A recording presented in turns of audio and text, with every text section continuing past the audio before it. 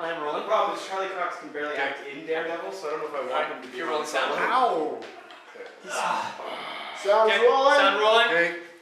Sound rolling. All right, scene 1D, take 1.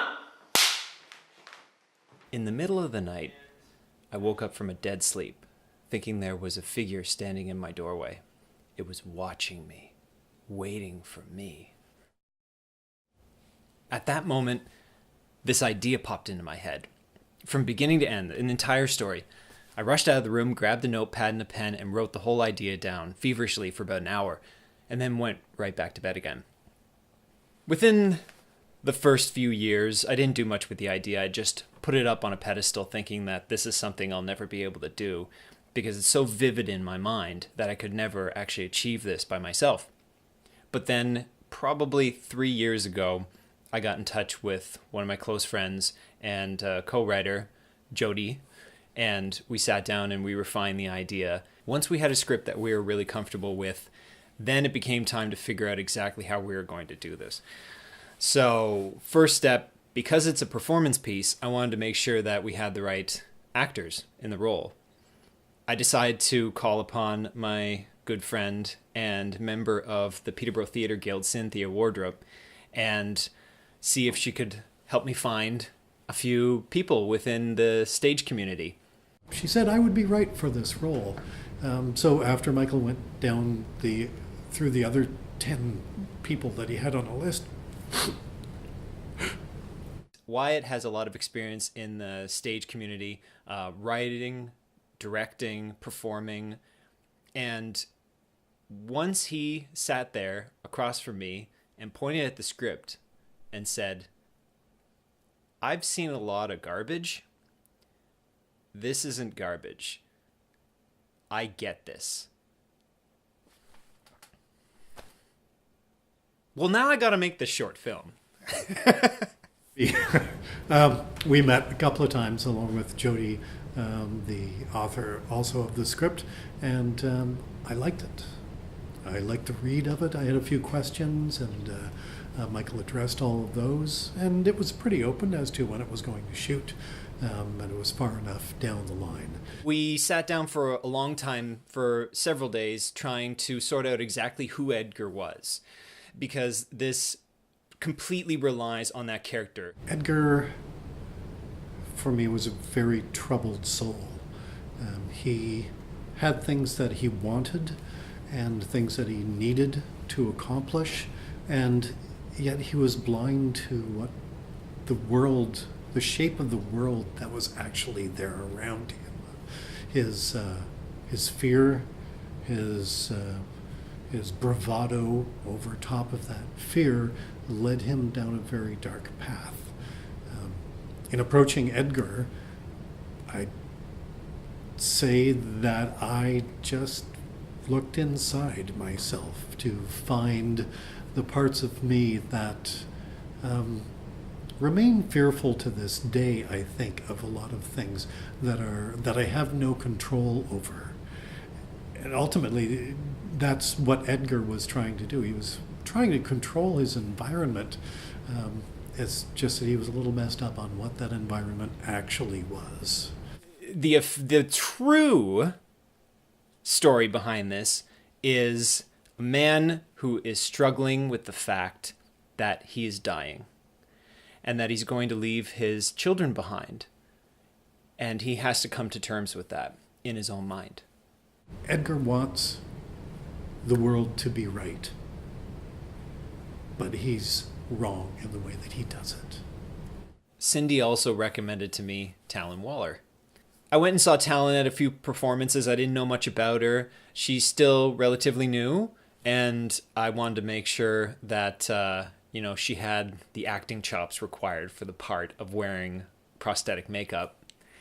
And she was incredible. At the performance that I saw her in a few. Every time she stood out from everybody else. It was incredible. She had this poise and maturity, very unique and unusual for a girl her age. On stage, it's a huge atmosphere, and Whereas on film, you're right up close and personal and very in your face. So you kind of have to tone it down a bit, but you have to be really real. It was a lot harder, that's for sure. It's not, trying to cry on command is not easy, especially with a bunch of people in the room watching, looking over you. Film, I feel like it's very on the spot. You have to figure your character out in the moment. Whereas on stage, you have months to develop it, and you get to figure it out, and you get to learn the character, and you have something to look to. Whereas with the film, you have to learn the character for yourself, because you don't have something to look up on. Like, whereas with stage, I can look to like a Broadway actress and I could imitate what they're doing. Whereas with this, you have to make it your own. So I had one last part to cast for the doorway, and I needed a little girl. And fortunately, I make kids, so I was actually able to put my daughter Zoe in the doorway. I think Emma does not know how to tie a bow. Yes, I do. Tighten it up, I think. Then I think you're done. Zoe, who did you play on the doorway? A little girl. Do you know what her name was? Mm-mm. Trick question. She didn't have a name. Did you enjoy working with your co-stars, Wyatt and Talon? Yeah. What was your favorite part? When Talon died. Yeah, I'm not. My favorite moment from the whole thing was when we were shooting that scene in the bedroom saying goodbye to her mother, and out of the corner of my eye, I just get Zoe going out of the frame. Yep, so Zoe, stand up straight. Whoops! Okay, then, sweetheart. You okay? And she just kind of like turned her head a couple times, must have turned an ankle at the same time, and just like went whoop, one, and then just like you see in a movie, she pops back up going, I'm okay. She was so hilarious. So I wanted the best on this project, the best that I knew, and Mike Mooring, I hope this doesn't make his head explode when he sees this, but he's the best cinematographer I know. My tendencies as a director might have been to, throw in all sorts of crazy, wild, Sam Raimi influenced, camera trickery. Michael really wanted the visual style of the film to be more subdued and take a back seat to the performances, which were, to be right up front and center for his film. We knew that we were going to have to pack in a crazy amount of setups over a very, very small amount of time. So we knew that we were not going to have the sun on our side or virtually any natural light at all. So what we did was just remove that element completely by just blacking out all the windows and starting from complete darkness and kind of building the look of the film using only artificial light. We worked very cooperatively on it, but there was one thing that I just couldn't get on board with at first, but he convinced me, was the fog machine. Not just for a select few shots, but for practically every shot in the finished film. Was it? It's Robert Duvall said it. I love the smell of fog in the morning. It smells like victory. And there was a lot of fog used on the set, and it was pretty continual. I'm sure that a couple of days afterward, I was still exhaling the fog. It'd be hard to see other people standing across the room from you. We had so much smoke going.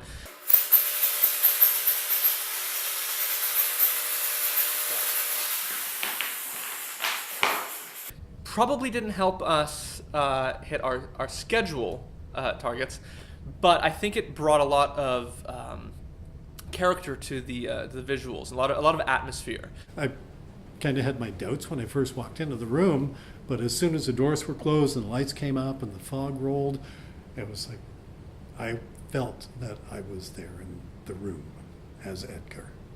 This is cinema history right here. These are actual lights used on the set of the doorway. Yeah, this is pretty exciting, actually. I've never worked with Aaron or Aiden in any major capacity before. It was usually me doing a performance or something like that for them as an actor. And so I've never been behind the camera with them. And they called me up asking if they wanted to get involved in the doorway.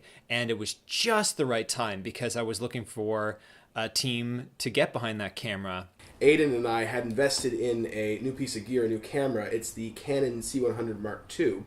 And we thought, well, this is a good opportunity to try it out for the first time, see the parameters of the images that we can create with it. This is a Canon image stabilized video lens. We shot it on a pretty basic kit lens that you would find on a DSLR you'd buy from Best Buy or whatever. And then we also shot some shots on what's called the Nifty 50, which is like a $100 50mm lens. It opens all the way to 1.8, which makes it really great for low light shooting. And we were able to shoot some stuff where the mouse runs across the frame in front of Wyatt, and he jumps back and flies out of frame. I'm just going to do it with this right in my face. So we recorded it all with this little recorder here. It's a Tascam DR60D. You can tell how many times I read the model name on it. What we did was we had two microphones we recorded all the sound with. We had a lavalier mic that Wyatt was hooked up to Wyatt's kind of collar area, hidden in his jacket. And that gets most of his dialogue, but when you just use that, you kind of get dialogue that sounds like you're in his throat like this. So another piece of equipment we used to record some more atmospheric sound was the boom mic. Mike Morning's boom mic. So one of the challenges that you had, though, if I remember correctly, we were shooting at Sadler House in Peterborough, and we could hear a lot of traffic outside of the rooms. Yeah, so that's something you have to then deal with in the post-mix, where you have to... Thankfully, that's why you have two recorders, too. So if you have something like maybe Wyatt's clothing scratches against his microphone in a take, or a car passes by and we get it in this microphone, you've got the ability to mix these two channels together and create a mix that sounds good. I am completely in love with special effects. The doorway is definitely a performance piece, and the content is king in this when it comes to emotional content. But I was very excited about working with Rhonda on the special effects for the doorway. Trying to create the perfect ghost for the doorway. Mike and I kind of went back and forth with designs and what we wanted. He wanted sort of a half-torn face was his idea, which sounded great. It was a giant face prosthetic cast all over my entire head. And she was putting on the pieces and putting all this stuff on my face. I had a bald cap on, and it was like being in a black hole while people were talking to me, and it was so dark, and it was creepy, and it was weird. And to see my face, my whole head, like in a mold, that was uncomfortable. I did not like that. Oh my God, it's really bright in here. She's back. And then from that, I got a lovely positive of Taylor's face. And once I did that, I actually sculpted the half-torn face on this, and then I did another negative mold of it to produce the prosthetic that she wore in the movie. A little more fog, yep. Good, okay, stop. Talon, move your head. Steven, get in tight, And then, good, and then there. Poop, cut it. Cut, I think that one's it. There were also some other effects that I had to do. Mike's brother was actually the claws that you saw in the movies, so I had to totally paint his arm black and give him some big gnarly claws, and that turned out pretty good, I think. The other thing that Mike and I had to come up with was the design for the wings. So I had left the frame of the wings up to Mike, so he made them out of wood, and then he brought them over, and then I just covered them in fabric and latex, and to make them look sort of like membranes. Worked out really well, I think. I kept the wings for myself. Little bit of movie memorabilia. and to spice things up in the bedroom a little bit. Ants! Friggin' crazy. Okay, cut it. The music in the doorway is very important. It helps with emotional triggers. And it's this very eerie, creepy soundscape. And I wanted to do something a little bit different than most films because this is a unique horror film. Not many people do films like this anymore. And I wanted something very different for the soundtrack. And I had it in my mind that we should use this creepy single instrument soundscape using the double bass. And fortunately, I actually knew someone who played the double bass, and that's Brendan McMillan. I read the script and I thought it was really cool. It sort of reminded me of like an Edgar Allan Poe story or something like that, which I'm a huge fan of. That sort of that genre. Over the year, I think leading up to the actual execution of it, I had every time I would pick up my upright bass, I would kind of always keep that in the back of my mind, like, oh, a year, 8 months, or whenever it is, I'm gonna have to make music for a movie, so I'm gonna have to have lots of ideas. So I would improvise and grab my instrument and make a little voice note of just an idea I had, so I wouldn't forget it, right? So when the actual time came to make the film, I had this bank of voice notes on top of the things that I sort of wrote. I have a pedal. It's like a loop pedal, so you can record yourself over and over. So I would sit there and record myself doing something, and then harmonize over top of that, and sort of that's where it came from. But lucky I had those ideas because they really came in handy when it was getting down to the wire and the project. I sort of needed to finish it up, right? Some of those ideas were key actually in the soundtrack. So.